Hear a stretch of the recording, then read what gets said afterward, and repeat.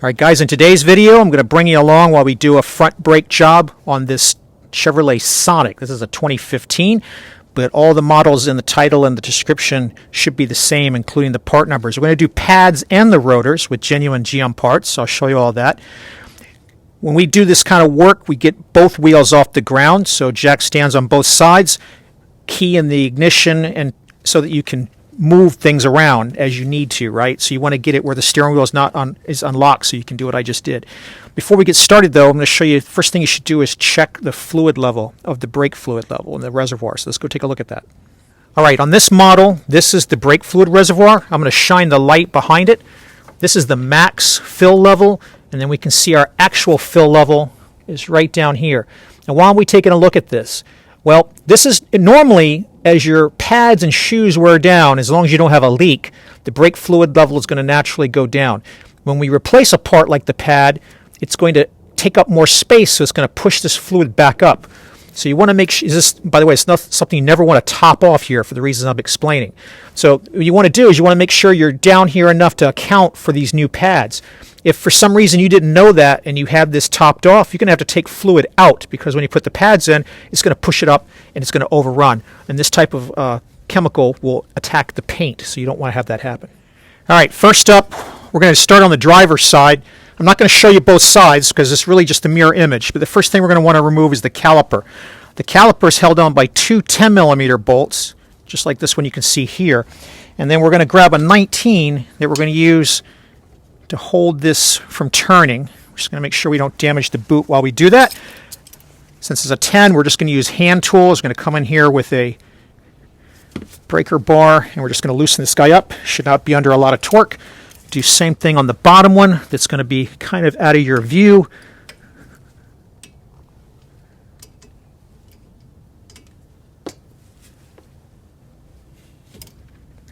Okay, once you get those loosened up, you should be able just to switch to a power tool.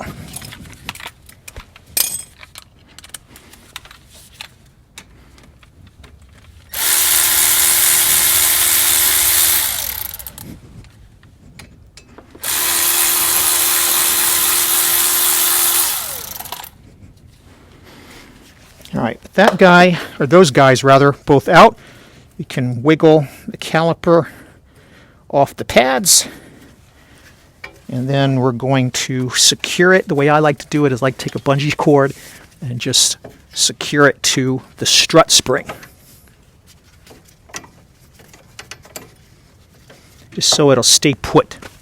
All right, next up, since we're going to do the rotors, if we were just doing the pads, we'd basically be okay and done, right? Because we can access the pads just like this and get them out.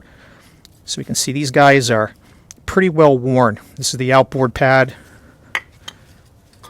And so we can wiggle out the inboard pad. There's the inboard pad. We can see that we're coming right up on the wear indicator. So it's right about the time to do this work. You don't necessarily want to wait until this guy starts chirping. This is about the right time to do it to get your money's worth out of the pad. All right, to get this guy off, if you come around here, you can see the caliper bracket is held on to the spindle by these two 18mm bolts. So we're going to remove those next. Let me see if I can get you guys positioned over here where I can still access these, and we'll pull these two 18s. All right, guys, again, this is 18mm on these caliper bracket bolts.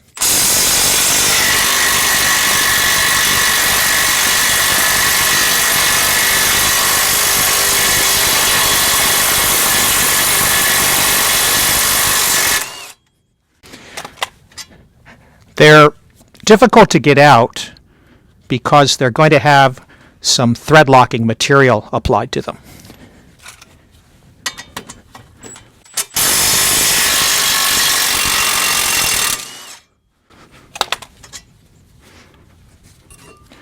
All right, there's the bracket.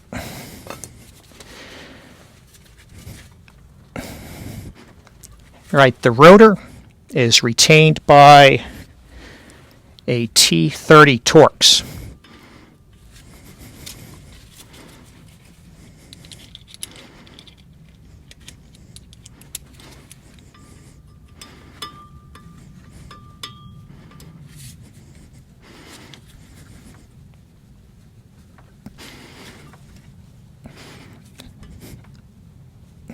Sometimes these are on with a lot of torque. Sometimes they can get rusty. Usually these are just inch-pounds and they'll pop right off. This guy's going to be a little stubborn. I'm going to get something that I can hold the rotor with while we untorque it here.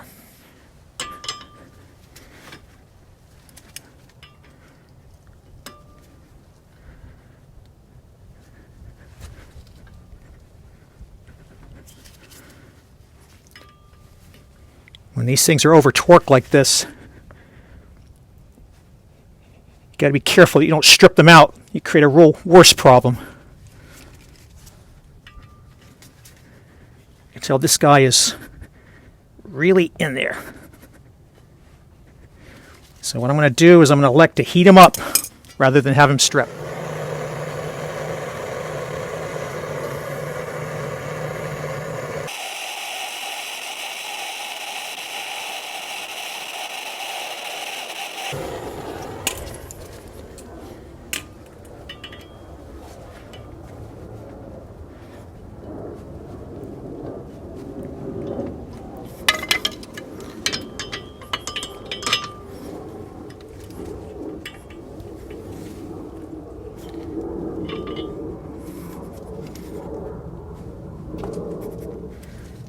Oh, she is still not wanting to let go.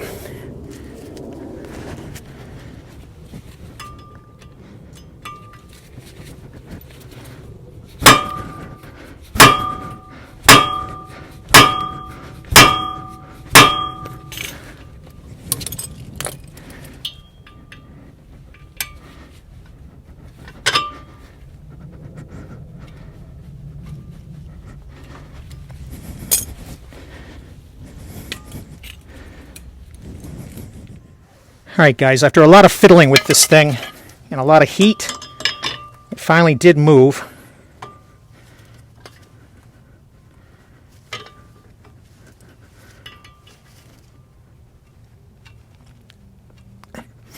I swear I saw it move. There it goes. This is normally not a problem. Like I said, when we get to the end of this, I'll show you the torque on this, but this is something that goes on with inch-pounds. Nowhere near should it have been torqued down like this. But it's a lot better outcome than it could have been, right? Because if this thing strips out, then you're stuck drilling it out. A lot more work for the job.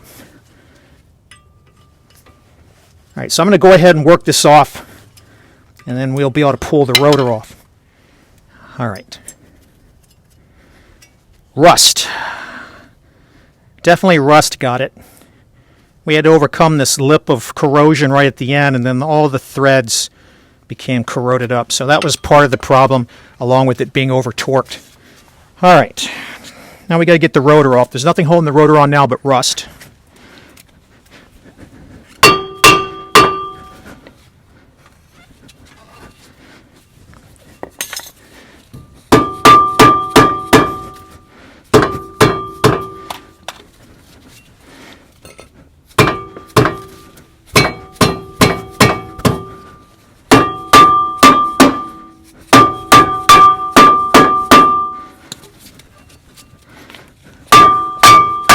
Lots of rust.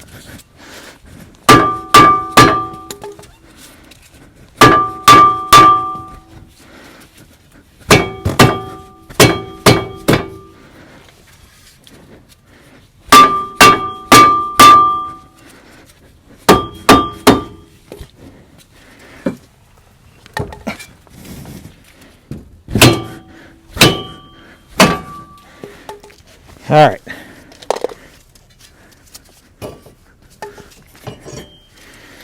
Rust is a very powerful thing.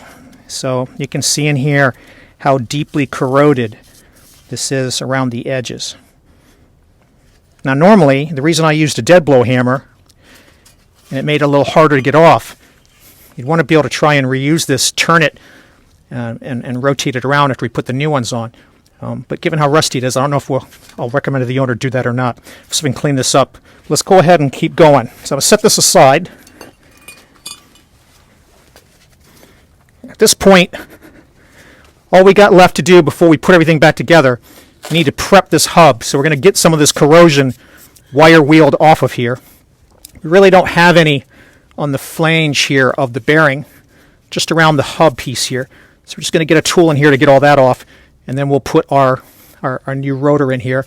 I'll see if I can get a pipe brush and try to get some of the corrosion out with the threads where this screw goes that retains it.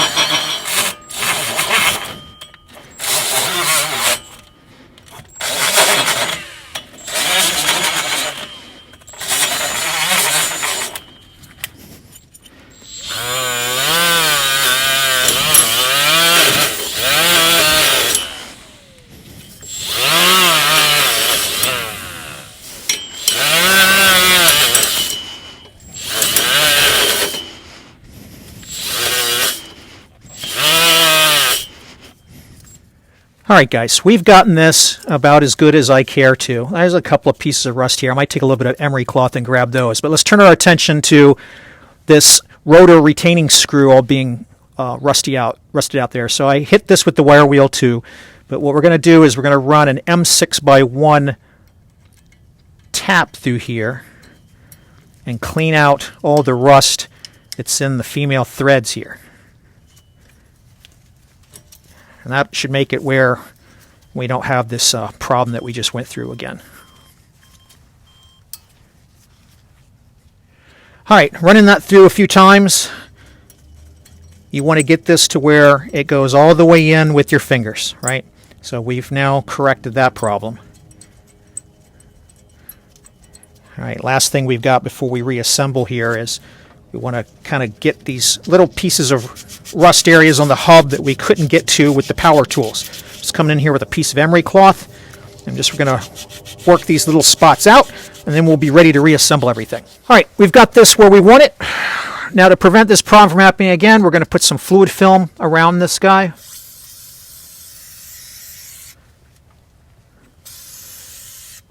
All around this center hub area, and then also on the flange.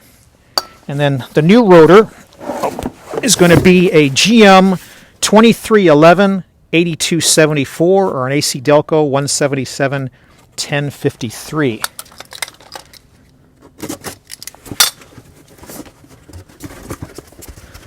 That's going to look like this. It's going to be painted for corrosion resistance. All you got to do is we got to line up that beveled hole with the retaining screw hole. And then we're going to find what we did with our little screw. Put this guy back in. And this time we're going to do the factory torque on this guy, 80 inch-pounds. Inch-pounds.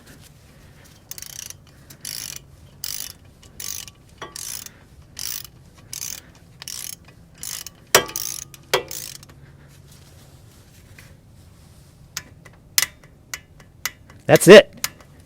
That's all that it needs to be. Okay, we'll get some brake clean and clean this off. Now we're going to turn our attention to this guy. All right, so we're going to need to remove these clips for the pads. Come on, get off of there.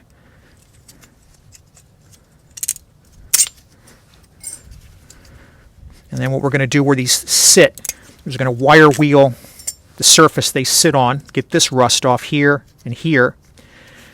And then after we do that, we're going to get the rust off here and here. And then what we're going to do is take off these guys. So first I'm looking at here is I'm making sure these rubber boots are not cracked, because if they are, they got to be replaced. And then we're going to pull these pins out. So they're held onto a lip here, and it's okay to have corrosion on the head of this. That's normal. You don't want any corrosion on the pin itself. Just like you see here, these should be nice and super shiny, and this rubber grommet at the end should not be all swollen or ripped. But we're going to re-grease these. We're going to clean and re-grease them as part preparing this, I'm just going to check this other one here. Now, some vehicles like this one are different on each end. So this one doesn't have the grommet on the end. So you got to keep these on the right side.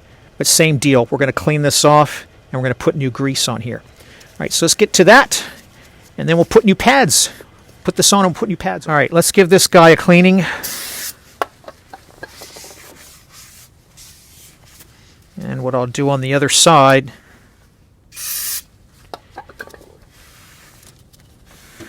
we're just trying to get if we touched it and got any grease or anything on it, that's all.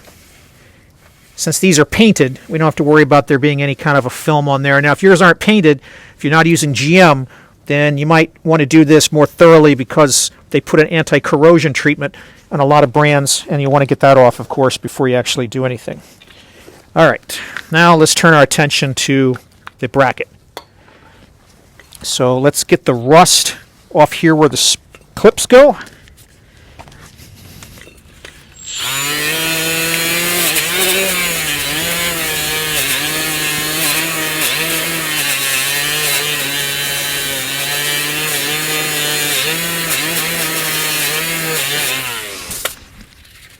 So we're just going to continue to do this until we get down to bare metal on both this end, everywhere that the clip's going to make contact, and then we'll do the same thing on this end. All right, guys, so here, and then all of the mating surface here, and all of the mating surface here. So you can be back down to bare metal. That's what you want to have. Get all the rust off of there. All right, so now let's turn our attention to the pins.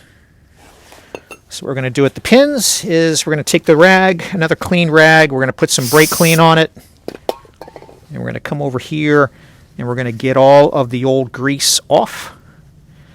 Now, if we had corrosion on this, we'd replace it, and I'll put the part number down in the description in case you have that problem, and I would clean everything out in here. But when we don't have corrosion, all I do is re-lubricate these.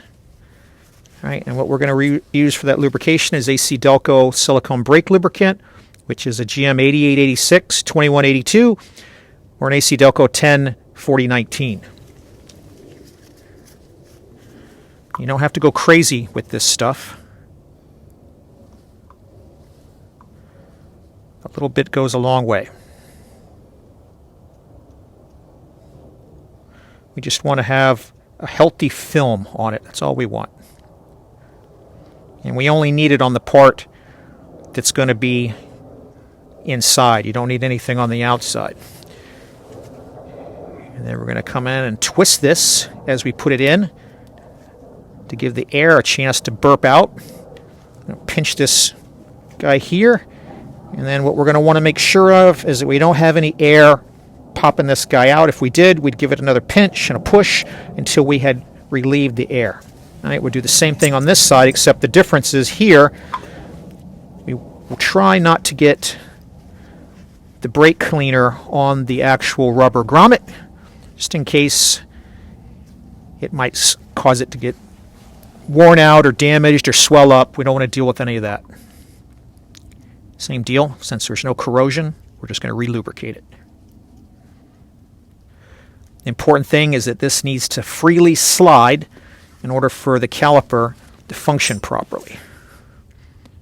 All right, same kind of thing, twisting in, give a chance for the air to get out. Give a pinch on this guy as we close him up. Now see this one, you can tell we got a little bit of air in here, so we're going to keep until we push this out and burp it, and now it doesn't pop out. And we'll wipe up any excess grease that oozed out of there when we did that. In fact, I might even try doing that one over here again, just to get all the air out. You lose a little bit of grease at the same time, but we want no air in here. All right, now what do?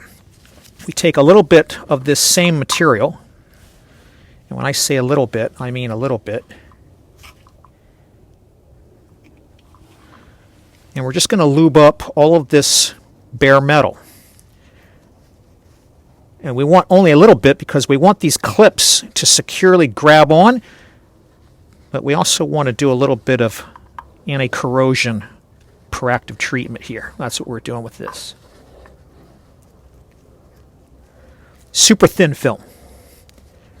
If you see it caked up on here, you did too much. All right. That's it for that. Now it's time to open up our brake pad kit. And so for this model vehicle, that's going to be a GM 4257 0931 or an AC Delco 171 1216. Made in the USA is what it should be. You're going to get a pair of pads for each side. And then inside this little packet here that they've conveniently rubber banded for us should be our clips.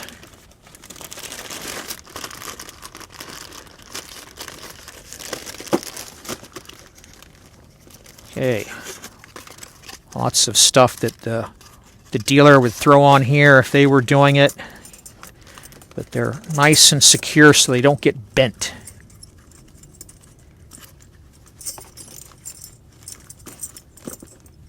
These are all the same, so you don't have to worry about there being, one for each side. Some model vehicles, these guys can be different, but just laying these all out for you, you can see these are all identical. All right, so now we're just going to reinstall this guy. So they're held on with tension. If you haven't looked at these before, this little bent piece of metal and that little bent piece of metal, along with the bend here and here, is what's going to hold everything on to that area that we cleaned down to the bare metal here. Right? They just slide on just like that. And this is what's going to retain our pads.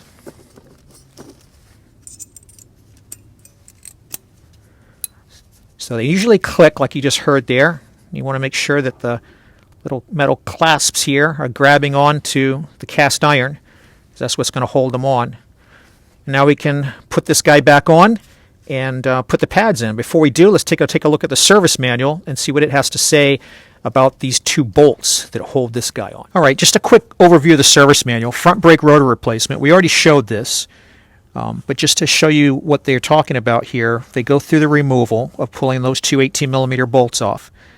They remind you to discard these bolts. You cannot reuse these caliper bolts. I should have mentioned that earlier, but on a GM vehicle like this, these have to be replaced because they're a torque to yield type of fastener. And then they talk about removing the rotor bolt that we had so much trouble with. You pull the rotor off, and then they reverse the procedure for the installation. 80 inch-pounds on the rotor bolt, the T30. And then when we get around to it, we'll show shortly, we'll be using 74 foot-pounds on the brand new brake caliper bracket bolts. Next thing I'll show you is on the caliper bracket, just to show another view, where if you were pulling this off, they tell you not to use any air tools to remove the guide pin bolts, these 10mm, which we did not. We used hand tools only. I'd recommend you do the same thing. They remind you to use an open end wrench to hold that pin so it doesn't spin while you remove that. But they also tell you not to let that wrench come in contact with a caliper. Don't use the caliper for leverage. You have to use your hands. And then when you pull the pads off, you'll notice the inboard pad has the wear indicator. You can kind of see it right up here on the top. And then the outboard pad does not. They show you the indication of the two pins. The bottom pin is the one without the rubber seal, and the one on top does have the rubber seal. When they talk about installing it, putting the pins in, same torque value on the 218s that we already went over, putting in the two guide pins, making sure that they're fully seated in the groove of the bracket, which we talked about earlier, getting all the air out of there. Let's see, pads, they tell you make sure you note the location of the wear indicator. So again, it's going to be the inboard pad facing up. There's your outboard pad. And then you're going to put these two 10s back in at 21 foot-pounds. And then just another view here is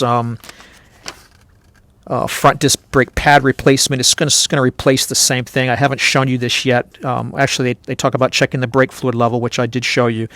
They're going to talk about using a clamp to compress the piston before you put it on with the new pads. I'll show you that when we get to it. Again, the reminder about no power tools, no air tools, no power tools, hand tools only on those two 10s. Again, they're reminding you about the location of the wear indicator. And this is basically duplicate information about what we saw with the bracket replacement. There's the two upper and lower brake pad springs, and then putting the new pads in, and again taking note of the wear indicator.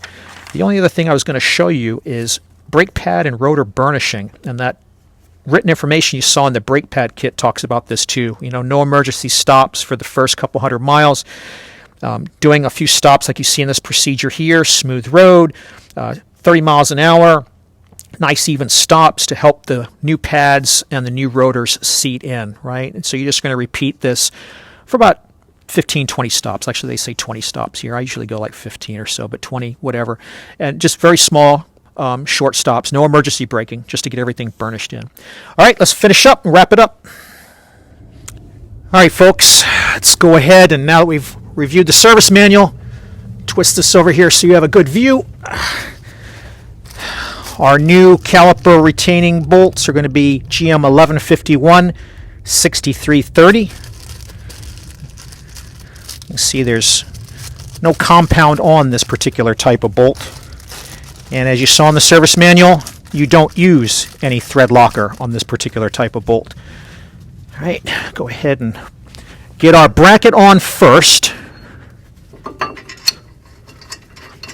And after we get the bracket torqued down, then we will install the pads.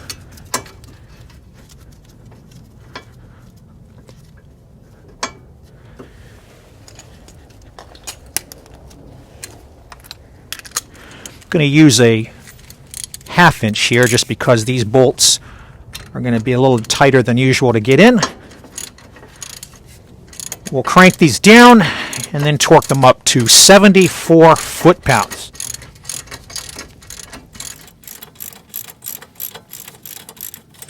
That's snug there.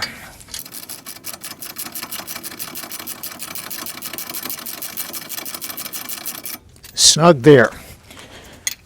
Torque it down to 74 foot-pounds.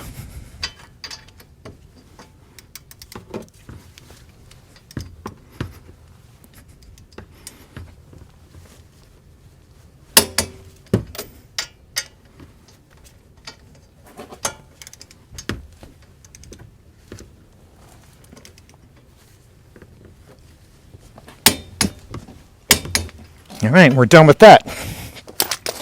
Now we'll go back into our brake pad kit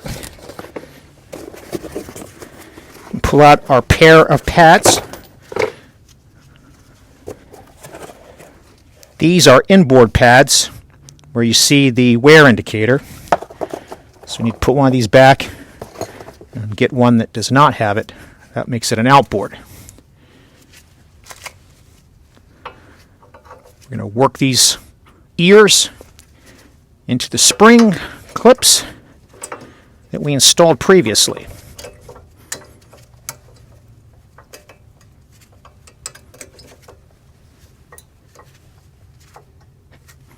Come on, baby.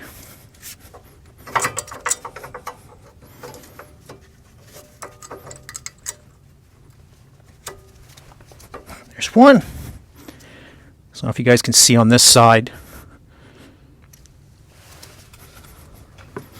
Just want this sitting right inside these two spring clips, here and here. Put this back over. And again, you want the wear indicator on the inboard one.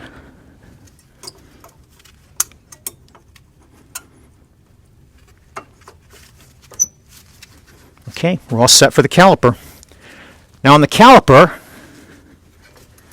we kind of left him hanging up here while we've been doing all of this. You got to keep an eye on this hose where you don't kink it up. We've got two things we're going to need to do. One, you need to take some emery cloth, and we want to get some of the surface corrosion off the end of the piston here. That's one thing that we're going to do. The other thing we're going to do is this boot, this rubber boot here. There's a lot of dust on this one. Just going to go around and we're going to make sure that this guy is not torn or damaged, because if he is, we're going to have to replace him. But it looks like all we've got is just dirt. So let me get this dirt off and go ahead and polish some of this oxidation off, and then we'll come back and I'll show you how to compress this. All right, guys, so you can see what we were after here. If we zoom in, we cleaned out the inside of the piston here. There's going to be some staining, but you don't want to gouge it up too much. All we want to do here is get enough of whatever's on here on the surface removed so that it's nice and smooth. And then if I can twist this guy enough for you, we do the same thing on this inside fixed cast surface that's been machined, which is going to grab the outer pad. So this is going to sit on the outer pad, and the piston's going to push up against the inner pad. So before we can install this guy, though, we're going to have to recompress it. What I do for that is we're going to take one of the old pads, I'm going to stick that against the piston, and then you're going to need a compressor type tool. I like this type. The old pad here will just be sacrificial so that we can get this done. Now you remember in the very beginning of the video I talked about the brake fluid reservoir. So as we do this step, this is going to push brake fluid from in here all the way back through the pipe back into the reservoir under the hood. I don't want to have it too kinked, and I'm going to have to block your view for a little bit to get it the way I want it. But we're just going to slowly twist this guy until it's fully compressed. And it should be doable by hand, just like you see me doing right here. Now you see as we compress this, this boot kind of accordions up as it goes back in with the piston. Get near the end here.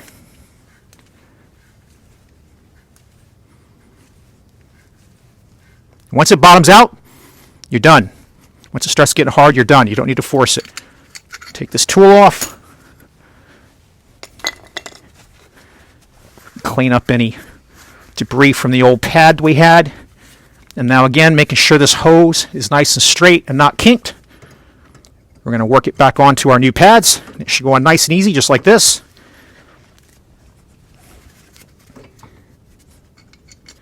And then we're going to hand thread these two 10 millimeters that retain the caliper back in.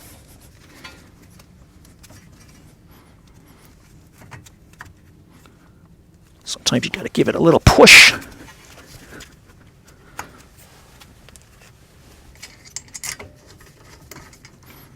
We're almost done. After we get done with this, we're going to go work the pedal. Get this lined up right. And then I'll show you what the reservoir looks like at this point. Okay, let's run these two down.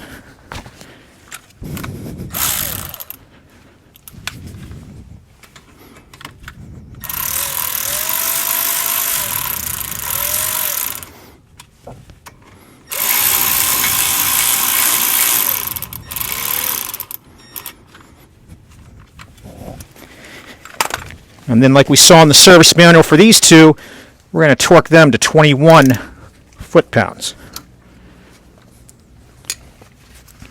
Some more of that grease that slipped out. Go ahead and get this on here without damaging the boot. Turn this any more. There we go.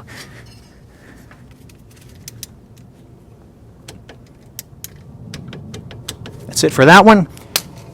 So I can get under here without knocking the camera.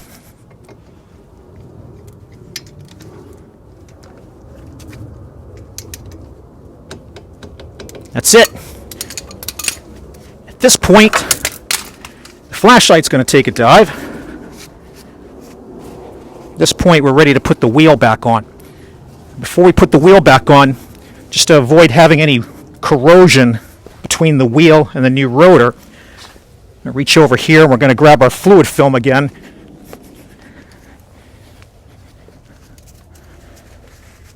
We want to keep this off the rotor.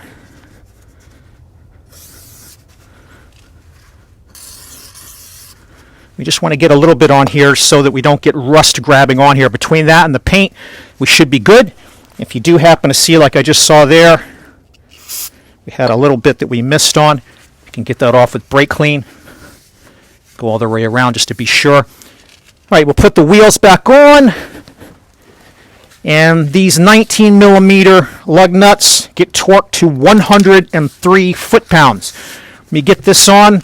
Let me go show you the other side, and then we'll go take a look at the reservoir. All right, guys, the passenger side we also did. It's the mirror image of the driver's side that I showed you. Same part numbers, same procedure, same tools. And we got this side done as well. So now let's go into the driver's seat and show you what you got to do with the pedal. All right, we're just going to come in here. We're going to work the pedal until it firms up. Now it's firmed up. You can sit in here. You can do it with your finger like I'm doing. All right, guys, come back under the hood with the reservoir. Put the flashlight back around here. We can see now our fluid level has come up to right there. So we went from way down here all the way up here by pushing the calipers in on both the left front and the right front. So that's where it's sitting now. All right, so this job is ready to go take a test drive and burnish in the new pads and rotors the way I showed you in the service manual. If you got comments or questions about what we did here today, leave them below and I'll try to help. If you found this video useful to get your sonic front brake job done, rotors and pads, appreciate you hitting that like button by paying it forward. And as always, thanks for watching.